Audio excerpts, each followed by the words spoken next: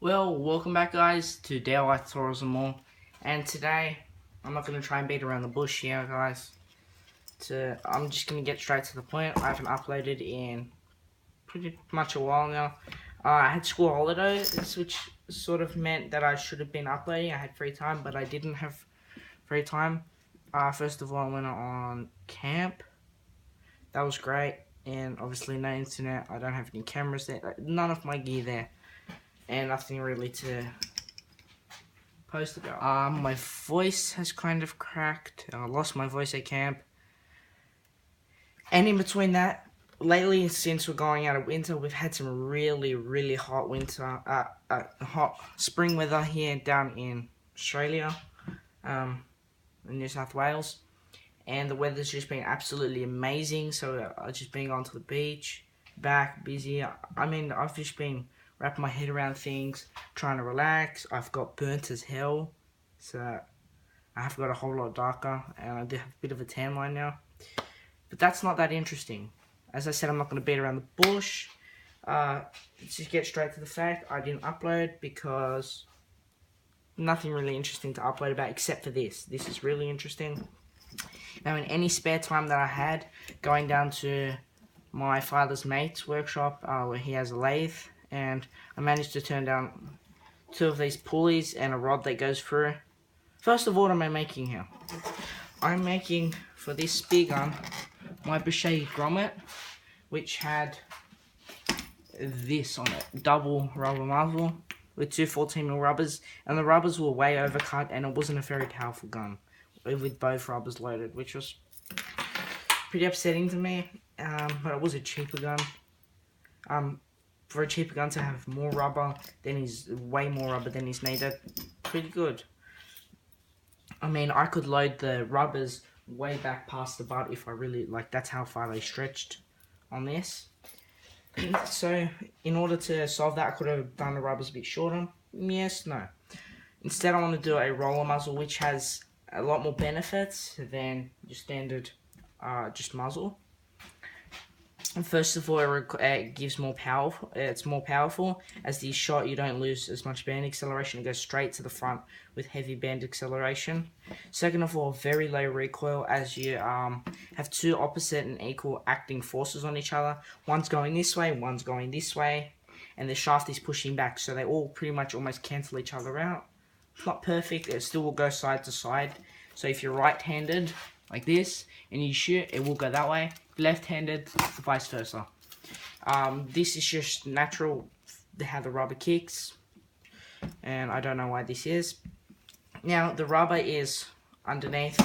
If you know anything about spear guns, I don't know if a lot of my viewers do, but I've been interested in it for a very long time. This just gets pre-tensioned underneath onto a little loading hook, which I cut into the rule bracket, and then you'll pull this through. So basically, guys, what I've done overall is made a homemade roller muzzle using PVC, and I've turned that down a little bit, socket, that way it slips in. Some very high quality Delrin plastic for the rollers, which I also turned down, and a shaft of aluminium, which has these little crushed pieces over here and bolt at the front. Now, I may also add some extra rubber to this, I'm not too sure. Now, first of all, before I go about the rubber, actually that's what I'm talking about now. These rubbers are off this muzzle, and I was just lucky enough to buy a gun that has 2 14mm overcut band size. That means it's perfect for me. I put one of those bands on each side, and Bob's your uncle. But before I had this, I was scared to cut the rubbers off that. I don't know, something just gut feeling didn't make me want to cut the rubbers from the Dyneema. Like the Dyneema bridles. I don't know what it was, but I got over my fear, some type of fear, and I tied it all up actually this afternoon. And yeah.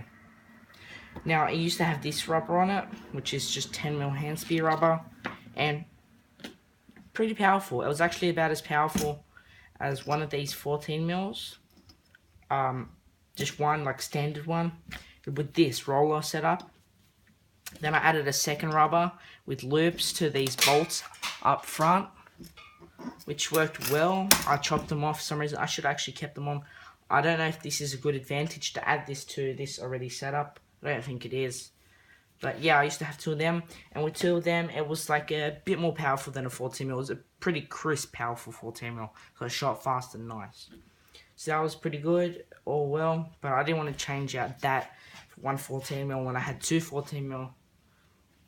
And I actually shot at a brim, and it must have flashed, but I did shoot pretty close, about 1 meter away, and the fish managed to scoot off as the spear was traveling towards it, which basically means this spear is too slow. Whatever the case may be. It may have just been how the shot was and how he flashed around, but it was pretty slow, the shot, and I didn't actually get much recoil out of it, which is quite odd. Actually, I got almost no recoil. I just heard a thump in the water. And so this setup is way better. You got your little handle thing piece, as I was obviously saying. Now, why a homemade one? Sure, fun to make a new project. It's cheap. That's the big thing. It's very cheap. Just to show you, in comparison to something like an MVD. Now, I don't want them to copyright anything, but something like this MVD, just roll ahead to fit my beuchat. 159 Australian dollars, so probably about, let's look it up, probably about $130 US. And basically, I just don't have that money laying off hand, so I just went and made one myself. And this is a pretty interesting project for me, and it worked out. So let's do here. So let's do currency conversion. So it's $120 US. A lot of money for something that's... Is it worth it, really? In my mind. So I made one. Now, originally I was meant to keep those rubbers. That way, all I had to do was punch a little pin out. I had to swap out heads very simply. But that wasn't enough for me. I want some power, so I put these on. Now, I haven't actually shot it yet, like this. And I'm hoping nothing goes wrong with it when I do eventually. It is an open muzzle now, so yes and no. Not too sure about that. But guys, that's basically it. Although that I've done basically in the workshop. I haven't been too busy in the workshop. I've been busy elsewhere doing other things. I mean, nothing's really gotten done. The workshop's pretty clean still. And I've been doing a little bit. I threw a couple lines in the other day. Fishing. But that's basically it, guys. So I will see you next time. Thanks. And make sure to go smash that like button if you enjoyed this video. And consider subscribing. It's free. Takes 2 seconds. And you can keep up to date with my future content. Bye.